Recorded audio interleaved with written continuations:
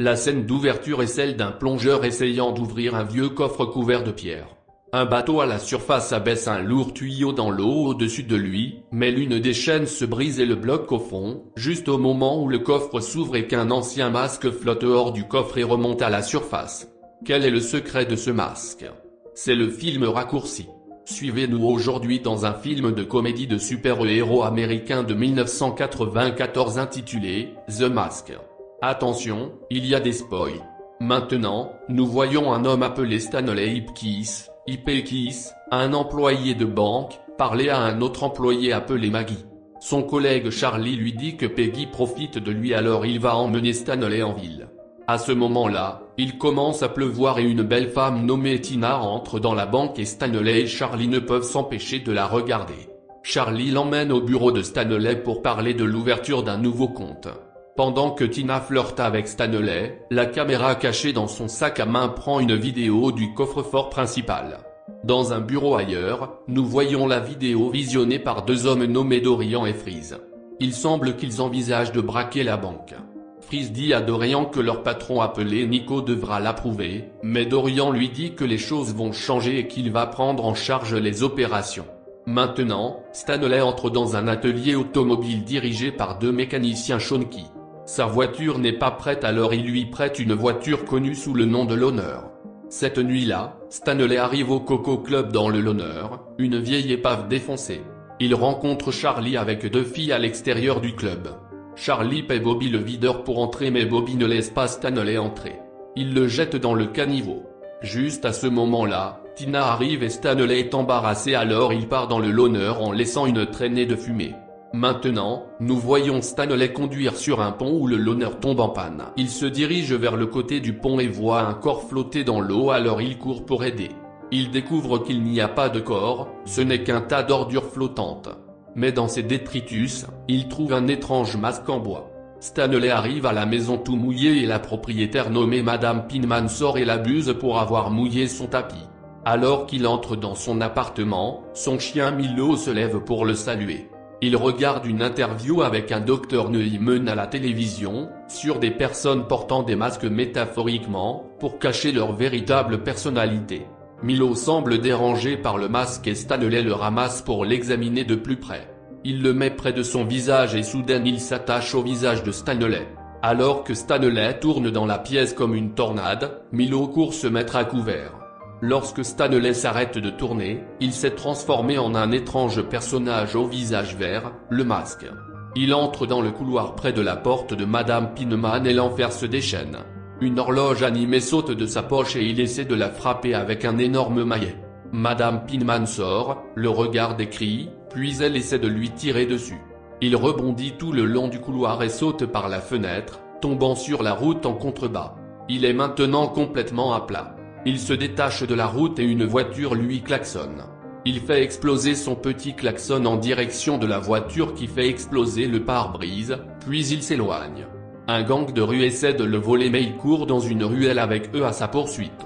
Quand il le trouve, il exécute des tours de ballon qui les fascinent, jusqu'à ce qu'il en transforme un en mitrailleuse et commence à leur tirer dessus. Il décide de se rendre à l'atelier automobile pour s'occuper des deux mécaniciens, mais on ne voit pas encore ce qu'il leur a fait. Le lendemain matin, Stanley se réveille dans son lit. Il se souvient des événements de la nuit dernière puis se précipite vers le miroir mais décide que cela doit avoir été un rêve. Juste à ce moment-là, on frappe à la porte. C'est un détective nommé lieutenant Mitch O'Callaway, qui s'enquiert des troubles de la nuit dernière. Stanley dit qu'il n'a rien entendu, mais d'après la description du détective de ce qui s'est passé, Stanley se rend compte maintenant que ce n'était pas un rêve. Il regarde l'heure et voit qu'il va être en retard au travail. Avant de partir, il jette le masque par la fenêtre mais il ne le voit pas revenir en partant. À l'atelier automobile, les deux mécaniciens sont transportés vers une ambulance avec des tuyaux d'échappement de voitures dépassant de leurs extrémités arrière. Une journaliste nommée Peggy se faufile pour jeter un coup d'œil. Stanley arrive au travail et Charlie lui demande où il est allé la nuit dernière. Le directeur de la banque demande à Stanley pourquoi il est en retard.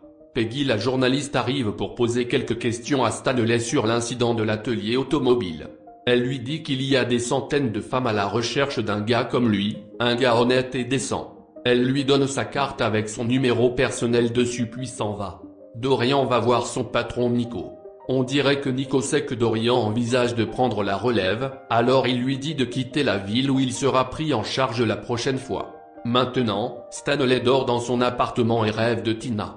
Dans son rêve, elle lui lèche l'oreille, mais il se réveille et découvre que c'est en fait Milo qui lui lèche l'oreille.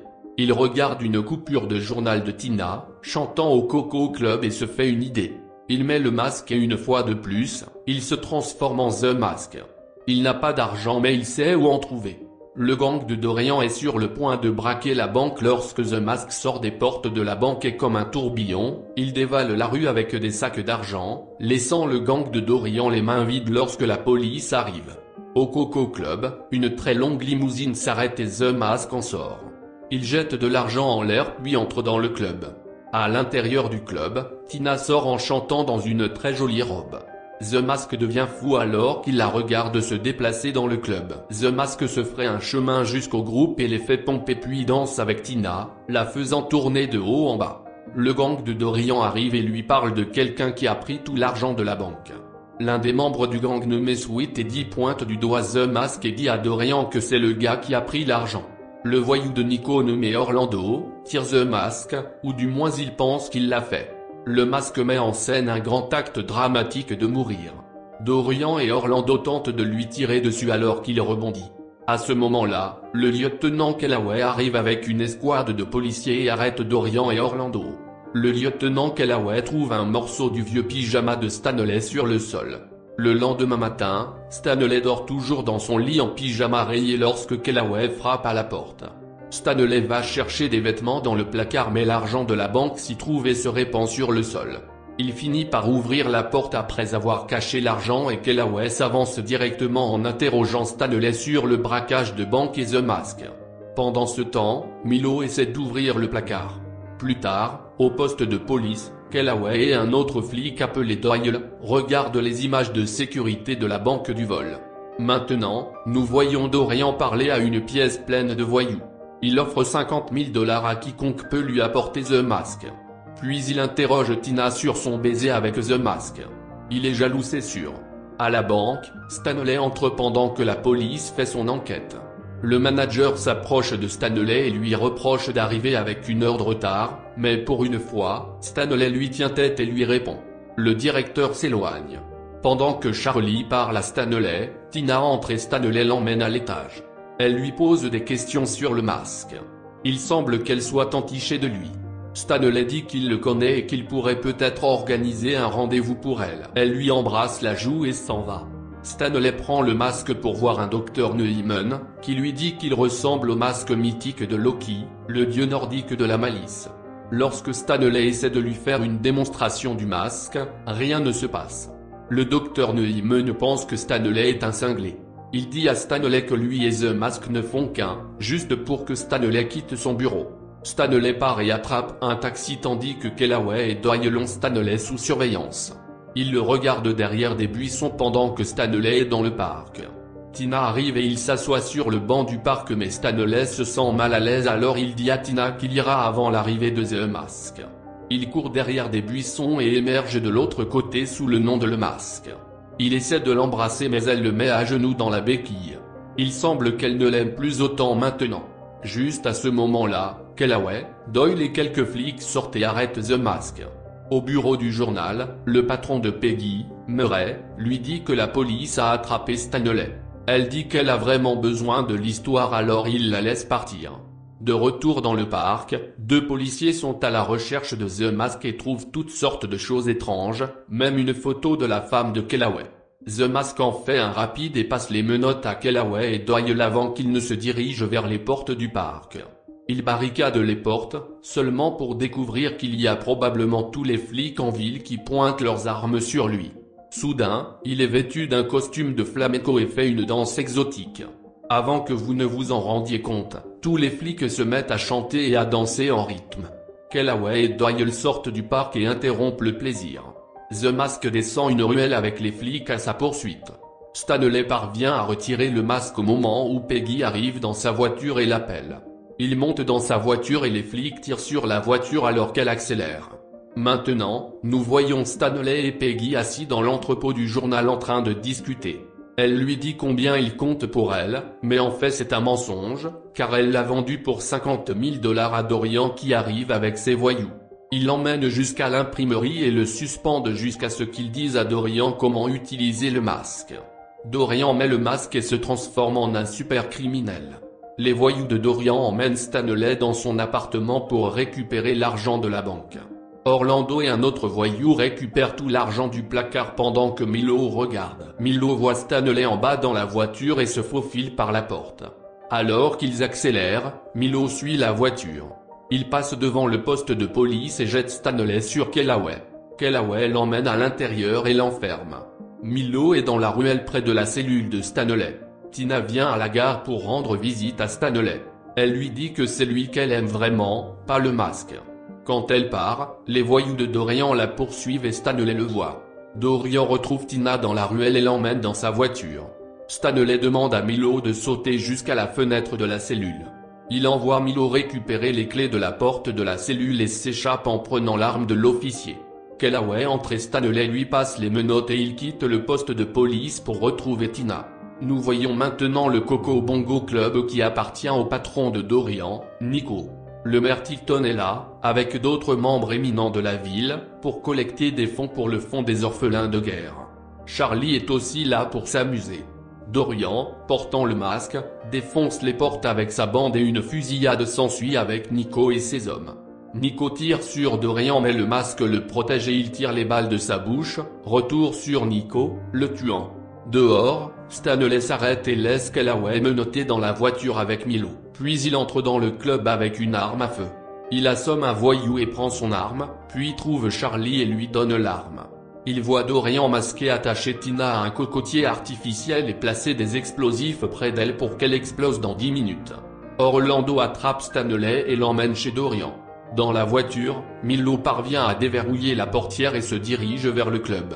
Pendant qu'Orlando détient Stanley, Tina a une idée. Elle demande à Dorian un dernier baiser, mais pas avec le masque. Elle veut embrasser le vieux Dorian dont elle était amoureuse, alors il enlève le masque et pendant qu'il l'embrasse, elle libère une jambe et donne un coup de pied dans le masque dans les airs. Il vole à travers la pièce et tout le monde essaie de l'attraper mais c'est Milo qui saute et récupère le masque. Stanley dit à Milo de courir puis il essaie de détacher Tina mais Dorian commence à se battre avec Stanley. Alors que Sweet Eddie attrape les jambes de Milo, Milo met le masque et devient un petit chien féroce. Stanley assomme Dorian puis appelle Milo. Il retire le masque de Milo. Orlando tire sur le masque et il vole derrière un bar suivi de près par Stanley. Il tire sur le bar mais The Mask émerge de derrière le bar et alors qu'il se prépare à tirer à nouveau, The Mask sort 2 poignées d'énormes pistolets et lance roquettes. Orlando et les 2 autres décollent rapidement. Il s'avère que les armes de The Mask n'étaient que des faux. Tina appelle The Mask car les explosifs sont sur le point d'exploser. Il est là en un éclair et avale les explosifs qui explosent dans son estomac. Il crache de la fumée et du feu mais il va bien. Maintenant, Dorian sort un couteau mais Milo aboie pour avertir The Mask, qui peint une chasse d'eau sur l'arbre et alors que Dorian entre dans l'étang, The Mask le chasse. Stanley enlève le masque mais avant qu'il ne puisse embrasser Tina, Charlie entre avec la police pour arrêter les voyous. À l'extérieur du club, Kellaway est sur le point d'arrêter Stanley mais il tombe sur le maire Tilton. Il dit au maire que Stanley est le masque mais le maire lui dit que c'est Dorian, pas Stanley, car il l'a vu de ses propres yeux. Le maire dit que Stanley est un héros parce qu'il les a tous sauvés de Dorian et de ses hommes. Maintenant, nous voyons Stanley, Tina, Charlie et Milo conduire sur un pont et Tina jette le masque dans la rivière puis donne à Stanley un baiser passionné. Charlie a ses propres idées. Il plonge dans la rivière après le masque mais Milo le bainage avec The Mask. Le film se termine ici. Merci beaucoup. Si vous le trouvez intéressant, appuyez sur le bouton s'abonner et laissez vos commentaires. Bonjour et à bientôt dans les prochaines vidéos.